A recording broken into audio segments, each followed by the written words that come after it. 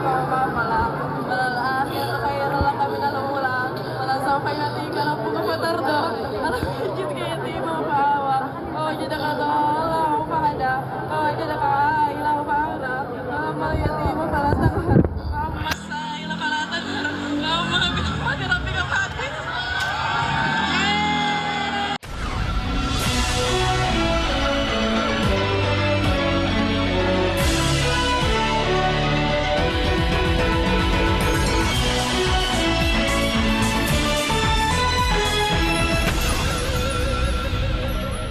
Halo, halo, apa kabar? Assalamualaikum warahmatullahi wabarakatuh. Saya Hersy Arif. Senang sekali bisa kembali menjumpai Anda semua. Semoga selalu dalam keadaan sehat walafiat dan selamat datang di channel Hersy Point. Majelis Ulama Indonesia dan juga saya simak netizen ini ngamuk dan mengecam keras strategi pemasaran berupa tantangan challenge hafalan surat Ad-Duha berhadiah minuman keras yang digelar oleh salah satu booth atau tempat jualan dalam festival musik The Sound Project di Ancol, Jakarta Utara. Ini salah satunya ada produk minuman keras yang menjadi sponsor. Ketua Majelis Ulama Bidang Fatwa, Profesor Kiai Haji Asrul Umni M. Saleh, menegaskan bahwa memadukan pembacaan ayat suci Al-Quran dengan produk alkohol itu bentuk perendahan kesucian agama yang melanggar hukum, moral, dan etika. Ini berarti ada konsekuensinya ya kalau ada hukum, moral, dan etika. Penyelenggara festival The Sound Project mengaku terkejut, marah, dan mengecam aksi tersebut. Sementara MC, Master of Ceremony di Boots Newport, ini produsen minuman keras yang jadi sponsor itu, dia minta maaf dan menyatakan hal itu menjadi tanggung jawabnya dan tidak ada kaitannya dengan kebijakan sponsor. Dalam hal ini produsen minuman keras Newport tadi ya. Dia mengaku aksi tersebut merupakan spontanitas dari audiens. Kasus ini mengundang kehebohan ketika seorang netizen mengunggah videonya melalui akun Threads @jarkojar.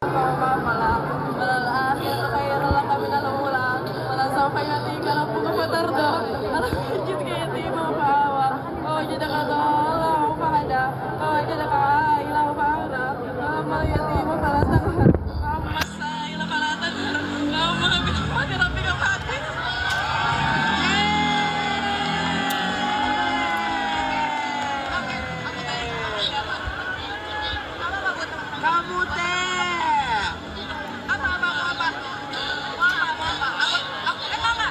temennya mana enggak tadi umur pokoknya temennya mana cinta di umur temennya iya temennya yang pesan mau apa temennya mau apa boleh pesan boleh pesan kakak silakan oke kamu teh thank you so much ya. Video tersebut menyebar luas, diunggah berbagai akun Instagram di berbagai media sosial, ada juga media-media konvensional yang mengunggahnya. Dan ini mengundang kehebohan dan kemarahan terutama di kalangan netizen. Kalau Anda buka responnya itu terutama menanggapi unggahan dari MC dalam acara tersebut yang terkesan dia buang badan, ini para netizen sangat marah. Bayangkan ya tadi itu peristiwanya kan, audiens itu mengerumuni booth atau stand penjualan minuman keras. Dan kemudian di tengah situasi semacam itu ada yang memberikan semacam challenge atau tantangan. Mereka yang bisa membacakan surat Ad-Duha, ini sebuah surat dalam kitab suci, itu kalau mereka hafal akan diberi hadiah sebotol minuman keras. Dan lebih parah lagi, tantangan itu disambut oleh seorang perempuan yang kita bisa duga dia tentu adalah seorang muslimah karena dia berhasil memenuhi tantangan itu, berhasil membaca surat itu secara lengkap. Kemudian audiens tadi menyambutnya dengan riuh. Jadi kalimat apa lagi yang bisa dengan tepat menggambarkan peristiwa tersebut selain benar-benar kita sudah ini udah jadi betul-betul kita menghadapi situasi yang sudah rusak alias rusak serusak-rusaknya. Saya juga tidak bisa membayangkan kalau kita ada di situ, orang kita yang melihat saja. Ya tentu kalau kita yang tidak suka dengan minuman keras nggak ada di situ ya. Saya kira pasti akan kita lewati saja. Tapi dengan melihat video tadi saja itu kita rasanya memang betul-betul geram dan marah ya. Kita tidak tahu agama si Master of Ceremony yang belakangan ini diketahui bernama Revaldo Ega. Kalau dari unggahan di media sosialnya, dia menyatakan bahwa itu dilakukan oleh seorang audiens yang merebut mixnya. Dan si audiens itu kemudian menantang audiens lainnya untuk membaca surat duha. Dan ketika si perempuan itu menyelesaikan tantangannya dan dia membenarkan bahwa itu betul bacaannya, kemungkinan besar ini antara yang membaca dan yang menyampaikan tantangan ini sama-sama beragama Islam. Tapi kalau dia bukan beragama Islam, berarti tidak mungkin peristiwa ini merupakan aksi spontan dengan alasan terbawa suasana, ya, apalagi suasana audiens. Jelas ini perbuatan yang sudah direncanakan. Tapi apa maksudnya? Ketua MUI bidang fatwa, Kiai Haji Asrorun Niam Soleh, itu dia menyatakan itu sebagai gimmick pemasaran, kata dia, gitu, yang memadukan ayat suci dengan minuman beralkohol. Dan ini telah melanggar tadi tatanan agama, etika, moral, hingga hukum yang berlaku. Ini kalau yang ini melakukan itu terencana dari stand penjualan tadi, ya, dari booth penjualan minuman keras tadi. Tindakan tersebut tidak bisa dibenarkan baik secara keagamaan, moral, etika maupun secara hukum. Pelaku harus mempertanggungjawabkan perbuatannya. Ini saya baca di media online milik MUI, mui.org.id. Asrorun ini dikenal, Profesor Asrorun adalah guru besar ilmu fikih di UIN Jakarta. Dia menjelaskan bahwa Al-Quran merupakan kalamullah yang sangat disucikan dan kegiatan membacanya adalah bentuk ibadah bernilai tinggi.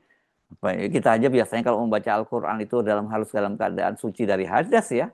Kok ini tiba-tiba ada yang kemudian dicampurkan dengan minuman keras, dan yang secara tegas kan kita tahu ini diharamkan oleh Al-Quran. Jadi bayangkan kalau yang hadir di situ kemudian itu ternyata dalam kondisi mabok apalagi gitu, dan kemudian dia membaca Al-Quran, ini kan jelas tidak boleh. Apalagi kemudian kalau dia bisa menyelesaikan tantangannya membaca ayat suci Quran, justru diberi hadiah botol minuman keras. Ini memang betul-betul parah, rusak betul ini. Menurut Profesor Niam, menyandingkan ibadah membaca Al-Quran sebagai syarat untuk mendapatkan hadiah miras adalah tindakan yang merendahkan martabat agama. Jadi kata dia, membuat gimmick membaca Al-Quran dengan iming-iming hadiah minuman keras adalah bentuk perendahan kesucian Al-Quran. Jadi bisa termasuk tergolong penistaan agama ini, ya. Nah, bagaimana reaksi dari penyelenggara? Nah, kalau saya membaca di akun media sosialnya, ya, di The Sound Project itu mengaku mereka sendiri sangat terkejut, bahkan marah, kecewa, dan mengecam perilaku tersebut. Katanya, kami tidak pernah dan tidak akan pernah membenarkan perilaku yang menjadikan agama sebagai bahan challenge atau promosi produk dalam bentuk apapun. Sound Project juga menyatakan dalam unggahannya, kami tegaskan bahwa kejadian tersebut sepenuhnya di luar arahan, persetujuan, dan kendali kami sebagai penyelenggara acara. Atas dasar itu, The Sound Project mengatakan telah melakukan 3 langkah konkret untuk menyikapi persoalan yang telah terjadi.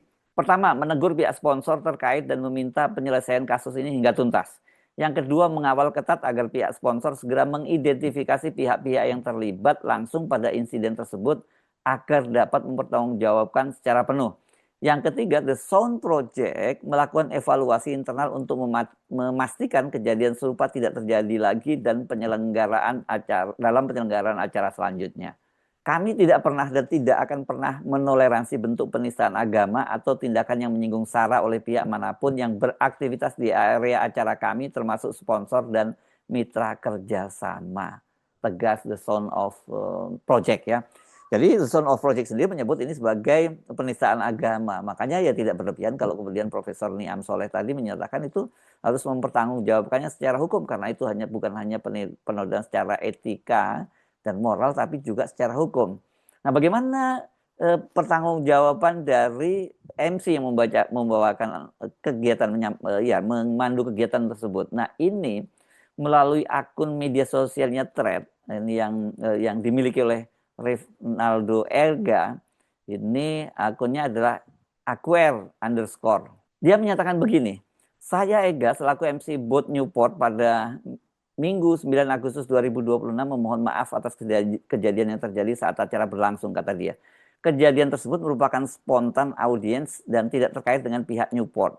Saya mengakui kelalaian dalam mengendalikan situasi dan menjadikan pelajaran untuk lebih sikap dan bertanggung jawab ke depannya. Mohon maaf atas kegaduhan yang terjadi. Tertanda itu Ega. Kemudian Ini dia juga mengunggah peristiwa tersebut secara kronologis. Saya Ega, selaku MC pada acara musik yang bertugas di Boots Newport pada hari Minggu 9 Agustus 2026. Dengan ini menyampaikan permohonan maaf atas kejadian yang berlangsung pada saat itu. Satu, pada saat jeda acara saya melakukan interaksi dengan pengunjung. Kedua, lalu ada audiens yang memakai atasan putih tiba-tiba mengambil alih mic saya. Ketiga, audiens tersebut langsung memberikan sayembara melafalkan salah satu surat kepada pengunjung lain dengan imbalan yang ditawarkan oleh audiens tersebut. Empat, ketika mengetahui penyampaian sayembara tersebut, saya lalai untuk mengambil alih mic tersebut karena pada dasarnya MC memiliki tugas dan kewajiban untuk memastikan acara berlangsung sesuai dengan konsep yang telah ditentukan oleh brand. Melalui pesan ini pula, saya menegaskan bahwa pihak brand tidak memiliki sangkut paut atas kejadian tersebut. Sekali lagi saya pribadi menyatakan permohonan maaf karena tidak mampu mengontrol aksi spontan dari audiens tersebut sehingga menimbulkan kegaduhan. Kejadian ini akan menjadi pelajaran bagi saya sebagai MC dan semoga hal seperti ini tidak terulang kembali. Salam dari Ega. Memang kalau kita lihat videonya tadi kan suasananya justru riuh dan harusnya ketika peristiwa terjadi MC itu langsung memberikan klarifikasi, tapi kelihatannya dia tidak cukup sensitif bahwa ini sangat serius ya. Jadi walaupun dia mengaku bahwa dia lalai dalam mengendalikan situasi semacam ini, saya kira dia juga punya tanggung jawab karena dialah yang diberi, apalagi dia menyatakan bahwa itu tidak ada kaitannya dengan konsep yang dibuat oleh brand ya. Ini kan biasanya kalau ada seorang MC semacam itu nanti akan ada briefing dari brand, apa targetnya, bagaimana cara membawakannya dan apa yang boleh dan apa yang tidak boleh yang dilakukan. Nah ini kelihatannya dia lalai dan kalau kita lihat tadi suasananya justru riuh ya dan tidak ada komentar yang meluruskan peristiwa tadi. Pertanyaannya sekarang apakah kasus ini cukup hanya berhenti bahwa sang MC menyatakan dia lalai mengendalikan situasi dan dengan dia buang badan dengan menyatakan aksi spontanitas. Karena itu dia berjanji akan belajar mengendalikan situasi atau akan bergulir ke ranah hukum. Ya, tapi kalau kita baca bukan hanya MUI yang marah ini, tapi netizen juga banyak yang marah berbagai komentarnya tadi menyimak video tadi. Ini justru jujur ini menimbulkan keprihatinan kita ya. Apa yang terjadi pada anak-anak muda kita? Apa yang terjadi pada anak-anak kita? Tadi seperti saya sebutkan kan dan kita juga menyaksikan tadi yang menjawab tantangan itu adalah seorang muslimah. Ya seorang perempuan lah, kita nanti banyak yang marah kalau disebut muslimah. Dia seorang perempuan beragama Islam lah tempatnya begitu dan dia berarti dia ngaji dong. Dia bisa setidaknya dia bisa membaca surat Ad-Duha walaupun ini kalau orang belajar agama yang benar ya surat ini kan surat-surat pendek begitu. Tapi dia bukan sama sekali awam dengan agama. Dia bisa menyelesaikan itu. Jadi saya kira ini selain tentu kalau misalnya ada nanti yang akan mengambil langkah hukum atau bahkan MUI yang mengambil langkah hukum, tapi ini saya kira pelajaran yang sangat penting buat kita semua ya. Dengan anak muda atau anak-anak kita saja mendekat ke boots minuman keras saja sebenarnya sudah memprihatinkan gitu. Tapi kalau kemudian bahkan dia bersedia membacakan surat Al-Quran dan kemudian sebagai imbalannya dia mendapatkan sebotol miras, ya ini betul-betul sangat memprihatinkan. Mereka ini hanya tahu membaca Al-Quran tapi tidak memaknainya, tidak bisa memaknai atau menghayatinya. Apa sesungguhnya surat yang dia baca itu? Karena surat ini surat istimewa ya, diturunkan oleh Allah Subhanahu Wa Taala ketika Nabi Muhammad itu dalam situasi yang berduka dan ini adalah janji yang menggembirakan dari Allah Subhanahu Wa Taala kepada Nabi Muhammad. Dan saya kira hal yang sama juga berlaku bukan hanya kepada Nabi Muhammad tetapi kepada kita juga umat Islam ketika kita membaca surat itu adalah semacam janji Allah kepada kita semua ya. Ya bahwa di tengah dalam situasi hidup yang sekarang ini kalau kita mengalami duka cita dan sebagainya, kita mengalami kesulitan hidup dan sebagainya, janji Allah itu bahwa ya semuanya itu kalau kita bertakwa berserah diri kepada Allah Subhanahu Wa Taala semuanya akan kembali baik-baik saja. Saya Hersuna Arif, sampai jumpa lagi. Wassalamualaikum warahmatullahi wabarakatuh.